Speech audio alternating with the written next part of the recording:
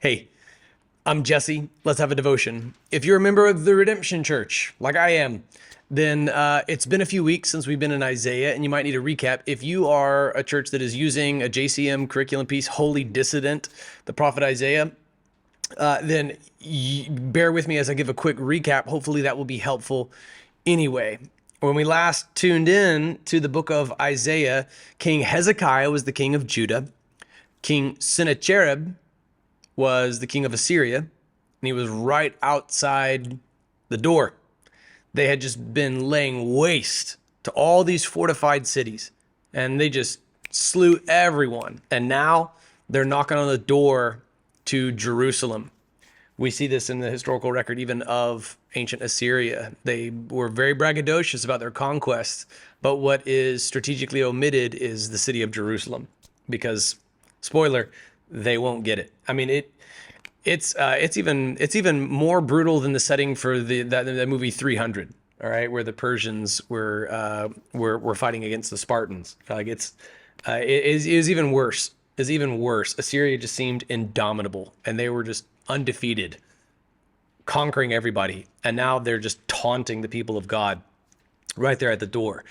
So King Hezekiah is deeply distressed by this. See this in chapter 37. He tore his clothes, covered himself in sackcloth. He went to the Lord's temple. It's a good move. All right. He is spreading the news that things are rough here, and he asks for a word from Isaiah. Isaiah sends back this on behalf of God. The Lord says this. That's a great way to preface anything you say. How 'tis so sweet to trust in Jesus, just to take him at his word, just to rest upon his promise, just to know, thus saith the Lord. The Lord says, don't be afraid because of the words you have heard with which the king of Assyria's attendants have blasphemed me, God says. I'm about to put a spirit in him. Yes, God did that. And he will hear a rumor and return to his own land, where I will cause him to fall by the sword. Now, this is all taking place around the year 701 BC. And then we know in the historical record in 683 BC, Sennacherib's son, what is that, Ben-Hadad, something like that, takes over. Oh, Esarhaddon takes over his throne. But that's going to be almost 20 years later. Nonetheless, God is faithful to keep his promise. King Sennacherib sends a letter, and he says, okay, the bad guy says to the quote unquote good guys, don't let your God on whom you rely deceive you. Okay, this is accusing God of lying by promising that Jerusalem won't be handed over to the king of Assyria. And then he goes on to just brag about other places that he's conquered and how their gods didn't rescue them, so your God is not going to rescue you. All right? He assumes to, even at times through his representative, speak on behalf of God. Now that's not so outdated a practice as you might think. It even happens today when Christians hold to a biblical worldview on given stances that are contrary to popular sins, near deified through religiosity sins. They will assume the voice of God themselves. And they'll say, no, God's totally okay with this sin, for example. That's not so far removed from what King Hezekiah experienced.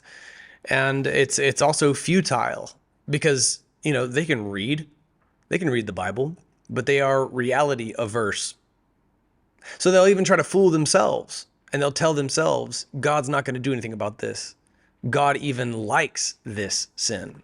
All right? Does that sound like something you may have heard from even some of our fellow churches here around Seattle? Arguably, if they start teaching a false gospel, I'd say they're not really our sister churches. It's a false teaching.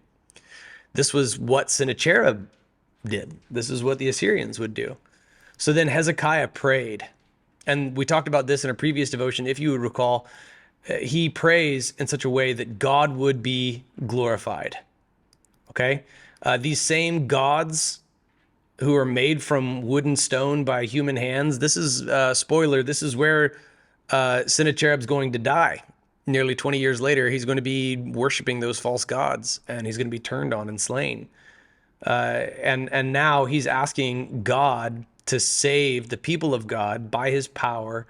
And the reason for it is so that all the kingdoms of the earth may know that you, Lord, are God, you alone. This is good to have a prayer that appeals to the glory of God. And so then Isaiah gives an answer to this prayer on behalf of God. It says, this is addressed to King Sennacherib. Virgin daughter Zion despises and scorns you. Daughter Jerusalem shakes her head behind your back. Now, what's cool about this is that we know that Zion, the mountain of God, Jerusalem, the city that belongs to God, where God's chosen people live on the earth in this Old Testament era, if God's daughter is angry at someone, that guy better watch out. All that my little 2.5 foot tall baby girl has to do is point at someone who hurt her. I'm going after him. This is God's daughter, Zion. Who is it that you have mocked and blasphemed? God is asking Sennacherib. Against whom have you raised your voice and lifted your eyes in pride? Against the Holy One of Israel. So he mocks God, and God is about to take him to task. Have you not heard? I designed it long ago. All right, King Sennacherib, those who would assume to speak on God's behalf or accuse God of lying. I planned it in days gone by. I have now brought it to pass. You have crushed fortified cities into piles of rubble. All right, now what Sennacherib doesn't realize is that even his conquests were being used by God. Even though he disavowed God, he was useful in the hands of God. But look what he says to Sennacherib. I know you're sitting down, you're going out, you're coming in, and you're raging against me. Hey, man, I know that like Liam Neeson made it famous on that movie Taken, right? When he's talking to the guys who have captured his daughter. But like God did this long before. Right? Look back to 701 BC. All right, God is telling them, look, I know where you sit. I know where you go. I know that you rage against me. Because of your raging against me, and because of your arrogance it's reached my ears, I will put my hook in your nose and put my bit in your mouth and make you go back the way you came. Fascinatingly, it's not indicated in the text, but we know in the historical record that when people were brought before kings as they've been captured, it's a brutal practice, but there was a ring that we believe was made to go through the nose and the upper lip, and this was how they would be brought forward, like with a horse with a bridle, only this was a piercing. And so it's quite likely that this is the imagery, if that historical, if we're interpreting that artifact correctly, that's what that thing was for, this way that you'd be brought against a king who is your enemy after you've been conquered. God's telling him, that's what I'm going to do to you. And here it is. Now he addresses his people, okay, in verses 30 and 31. This will be a sign for you. This year, you, the people of Jerusalem, will eat what grows on its own, and in the second year, what grows from that. But in the third year, sow and reap and plant vineyards and eat their fruit. They are currently at this time under siege. Okay, they can't go outside the walls of their own city because they're under attack. You go outside, you get killed because the Assyrians are all there. They're surrounding the city. So what do you do about food? Fortunately, they had 2 years stockpiled. All right, they had something stockpiled, but what God is telling them they're going to do is actually eat from the fruit that is going to, the food that's going to grow from what they have right there within the city. And this is going to be a sign to them. All right, while they're under siege, God's going to provide for them, and his provision itself will be a miraculous sign. This year you will eat what grows on its own, and in the second year what grows from that. All right, so whatever they had stockpiled for 2 years was not likely going to make it. But they were going to eat what grew right there in the city.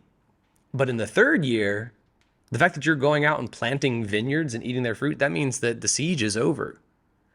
The surviving remnant of the house of Judah will again take root downward and bear fruit upward. Look at the imagery here. Even though this is spoken by God through his prophet to a people who were under siege, who were surrounded, had their supplies cut off.